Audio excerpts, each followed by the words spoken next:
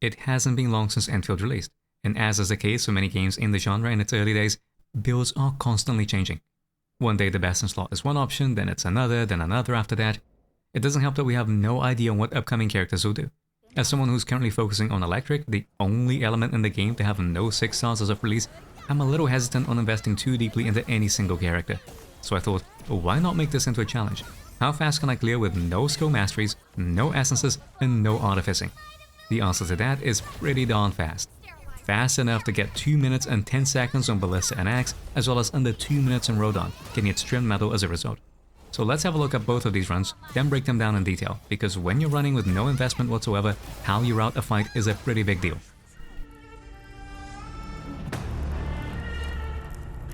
The first step is always the hardest. Let's go. I have total faith in you all.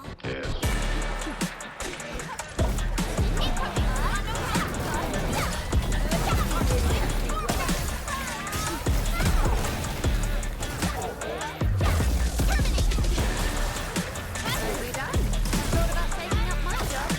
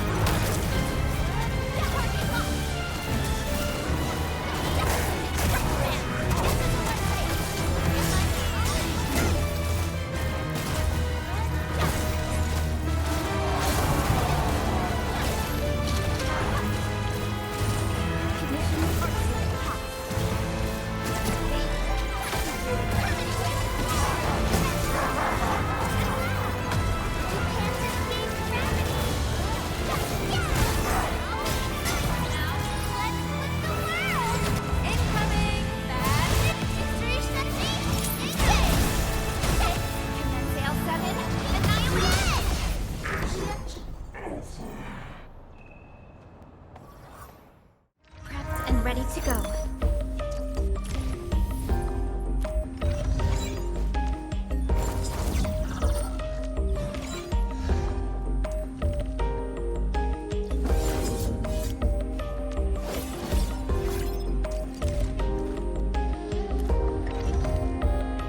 Ciao! Wanna head out for a walk?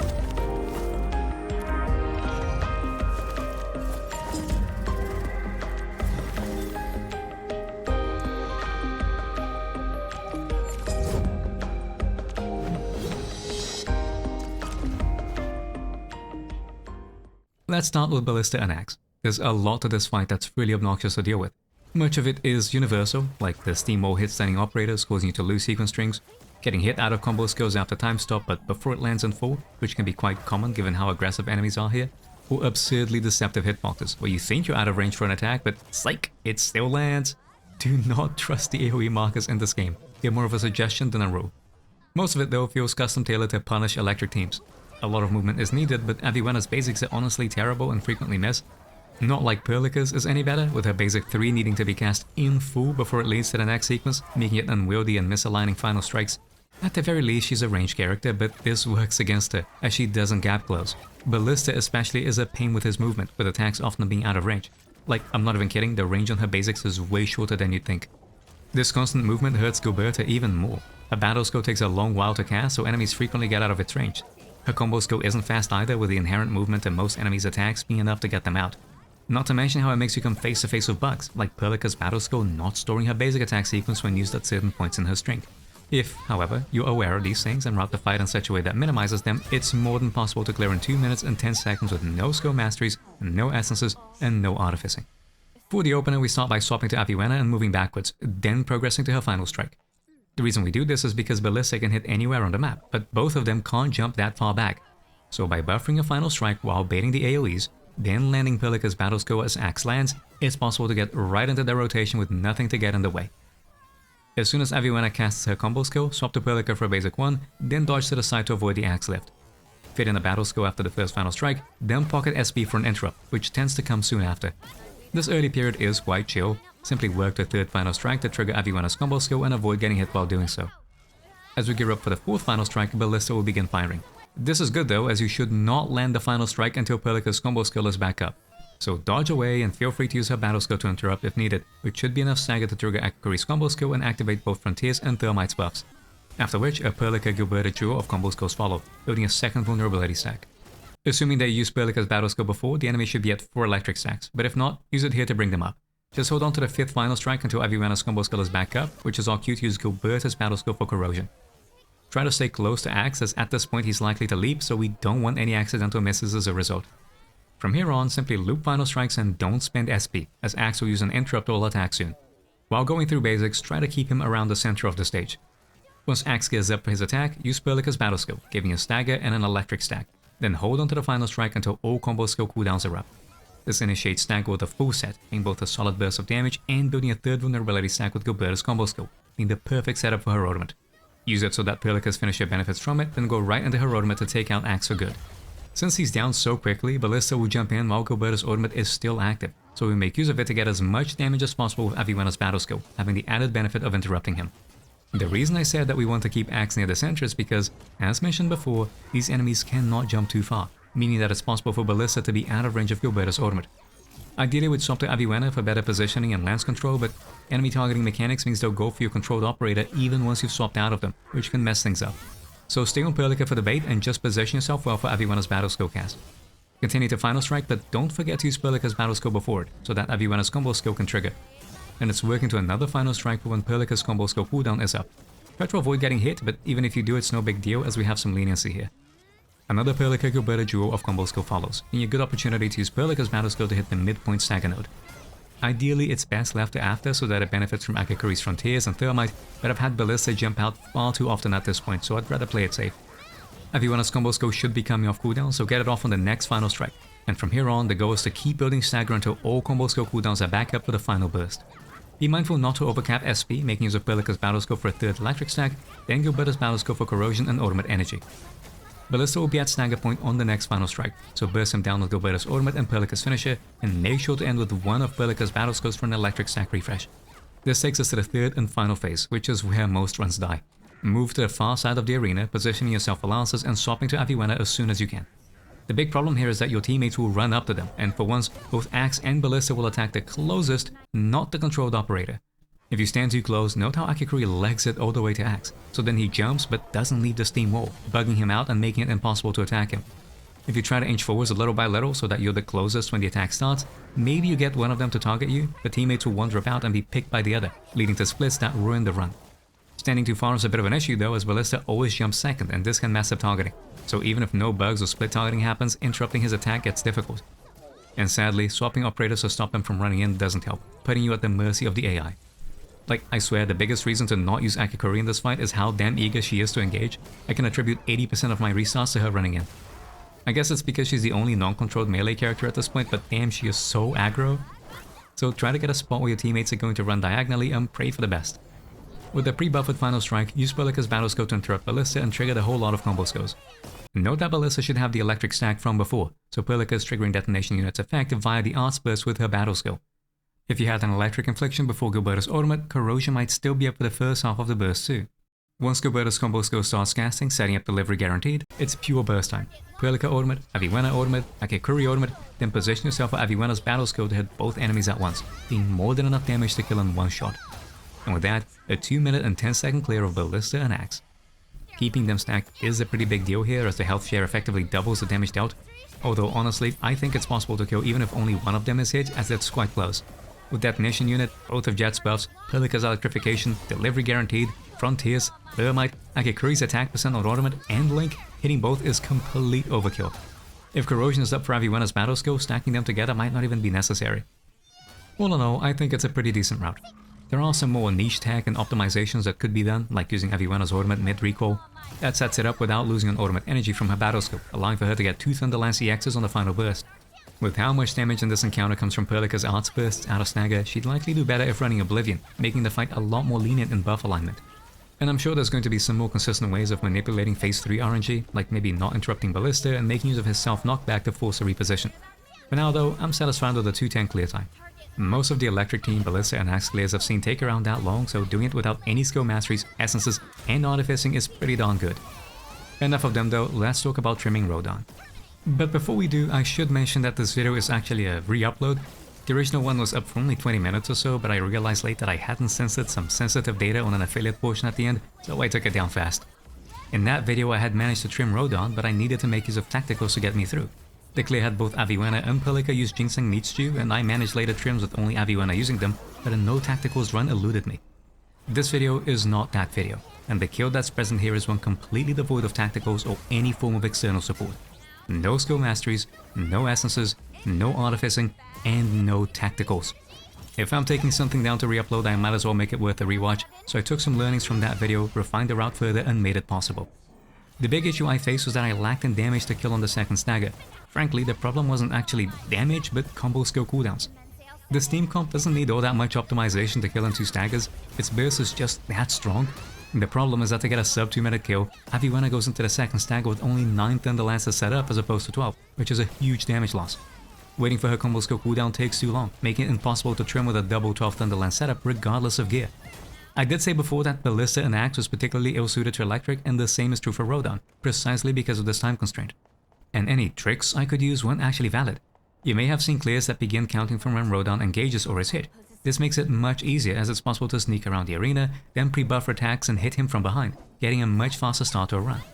From my tests though, the timer in Recrisis begins ticking not from when combat begins, but as soon as the stage loads. Every moment spent in a cutscene or on setups is time being taken away from your trim. Counting has to start from the frame the loading screen ends. Well, not like trimming is all that difficult, only if you're crazy enough to run it with no skill masteries, essences, and artificing. A well-built electric team has enough damage to kill in just 1 stagger. Time to kill aside, Rhodagn's movement is still frustrating to deal with. When I said Aviwenna's basic attacks were bad before, I meant it, as Aviwenna's final strike does not retarget, so Rhodagn's side or back steps lead to a miss. It's not just him either, quite literally the movement from his regular attacks is enough for a whiffed final strike. The worst part is that all of this ends up aligning in such a way that it matches the pace of the rotation, meaning it's ridiculously common. Whoever Aviwenna's 6-star replacement ends up being, please give them good basics. The end result is that we want to be on Pelika as much as possible, still being mindful of her attack range and her horrendous basic 3, but it's better than the alternatives. For the start at least, we want to be on Aviwenna, pre-buffering her final strike so that it can land alongside Perlica's battle skill right after dodging Rhodaghn's stomp, getting a full set of combo skill triggers with it. Be careful though, as the AI is rather incompetent, so Perlica might get hit by the stomp and prevent her battle skill from being cast. Assuming all goes well though, swap to Perlica once Aviwenna's combo skill hits, as we don't want to be missing final strikes on Rhodagn. Go through basics, and after the first Perlica final strike, swap to Aviwenna. The reason for this is that dodging this attack tends to match up badly with Perlica's basics, leading to loot basic 3s. So for this set alone, go for a final strike with Aviwenna, all the while setting up the second electric stack with Perlica's battle skill. If Rhodagn did not sidestep at the start, swap to Perlica, as with 2 perfect dodges, it's just enough time to get Aviwenna's combo skill off. If however he did sidestep, as happened in this clear, it's better to stay on Aviwenna, as her final strike can be stalled easily with dodges, making sure to land right as her combo skill comes up. If not already on Perlica, swap to her and delay the final strike until Perlica's combo skill cooldown is up. This makes it for a stacked unload of combo skills, cutting time stop short and building the second vulnerability stack. It's worth using Perlica's battle skill here as well so as to not drop electric infliction stacks, managing them is quite important for the run. Work up to a final strike for Aviwenna's combo skill, then go through another set of basics. This is a good point to use both Perlica's and Gilberta's battle skill, building a 4th electric infliction for the upcoming corrosion, and triggering detonation unit's effect. Avoid landing a final strike until Gilberta's battle skill triggers, and another Perlica battle skill is used, as we need that electric infliction to trigger Aviwenna's combo skill. Once it's up, get that final strike which, when coupled with Perlica's and Aviwenna's combo skills, is enough to bring the enemy to stagger. Gilberta and Akakuri's follow shortly after. Wait a bit before using Perlica's finisher, so that there's enough time for Gilberta's combo skill to land, building the 3rd vulnerability stack for her ultimate, which itself extends corrosion so that it's up for the full burst. While Perlica is casting her finisher, take the opportunity to use Aviwenna's ultimate, which is then followed by her battle skill and Perlica's own ultimate simultaneously. If you've done everything right, Rhodagn would have electrification, maximum ramp up on corrosion, art susceptibility and slow from Gilberta's ultimate, electric susceptibility from Aviwenna's ultimate, and detonation unit's effect. That's only enemy-sided debuffs though. For player-sided, we have 2 bone crushing smash stacks, Jet's combo skill buff, 2 thermite stacks, frontier set effect, delivery guaranteed, and eternal Shuranite set effect, all on top of Jet's battle skill buff on cast. When the full unload hits, make use of a Perlica battle skill to sneak in some extra damage from the art's burst for good measure, which would leave Rhodagn at under 50% in HP by the cutscene. Most of the burst doesn't benefit from the stagger bonus unfortunately, but this is more than enough damage to kill on the next stagger. During the phase transition itself, it's an easy looping of Perlica's basic attacks to get combo skills sticking early and stagger building quickly. I used a battle skill early to prevent electric infliction from dropping, but it's fine to hold it. Rhodagn will always go into an interruptible attack after the explosion, so make use of Perlica's battle skill to catch it, with the added bonus of delaying the string long enough for Aviwenna's combo skill cooldown to be up for the final strike. From here on, we want to purposefully not use certain skills. Simply loop basic attacks over and over to build stagger. Since we won't be able to set up 12 Thunder Lances anyways, it works out better. When Perlica's combo skill is ready to go, do not use it. Take some time to do at least 1 full basic attack string after, ending on her battle skill for an arts burst. The reason we wait is because this allows for electrification, Jet's combo skill buff, and detonation unit to all be up for the stagger, most of which are triggered by the set of combo skills that follow. Once they've cast, go into Gilberta's battle skill for corrosion. There's no need to apply an electric infliction stack at this point as we won't be getting another Aviwenna combo skill. Honestly, it'd likely be better to use Gilberta's battle skill earlier so that it's time to land right after Perlica's final strike for more corrosion ramp up, but this will do. Regardless of what order it's done in, stagger will take on the next final strike, setting up for 1 more burst rotation. As before, Akakuri combo skill for Thermite and Frontiers, Gilberta and Aviwenna's ultimate as Perlica uses her finisher, but this time make use of Akakuri's ultimate as well, running a hefty attack percent buff on top of Link, which is used by Aviwenna's battle skill. I use Perlica's battle skill after for good measure, but it's fine to go straight into her ultimate, being enough to get the kill. Perlica's ultimate here doesn't get as much damage as Aviwenna overrides Perlica's electrification with her own on the ultimate retrieval, as we built no electric inflictions before Gilberta's ultimate. Not like it's even needed. If you do things properly and get corrosion to ramp up, it's enough to kill without Perlica's ultimate. Keep in mind that my Perlica is only at potential 3, so I'm missing out on the absurd 33% increase to her electrification from P4 and the passive 30% crit rate on her ultimate from P5. My Aviwenna is also at P3, so she's left short on ultimate energy after the burst. With the gain she gets from retrieving Thunder Lances, it had been enough to get another ultimate cast after Perlica's, increasing the damage even further. Her P5 is massive too, with the multiplier increase being one that should apply to Gilberta's absurd levels of art susceptibility on top of Aviwenna's own from her ultimate cast. And with that, you should have an idea on how to make do even at low investment levels, and no need to spend marks, drop the right essences or succeed in gear artificing. In the original upload I made 3 requests. The first had been to ask for a restart button. While I'm no stranger to banging my head against the wall in other games to optimize routes, doing so in Endfield was especially painstaking. We made a mistake or enemy AI didn't behave, ESC, go through a loading screen, select the mode, select the team, go through another loading screen, and then continue. Thankfully, a kind commenter pointed out to me that in Monument at least, pressing P will bring up a restart menu, making it much smoother to play. Unfortunately, this is absent from Rekriser, so the request still path stands. Optimizing bosses would be a lot funner without ridiculously long restarts. Unless there's something I've missed, in which case kind commenters please help me out. The second is to request some kind of UI change.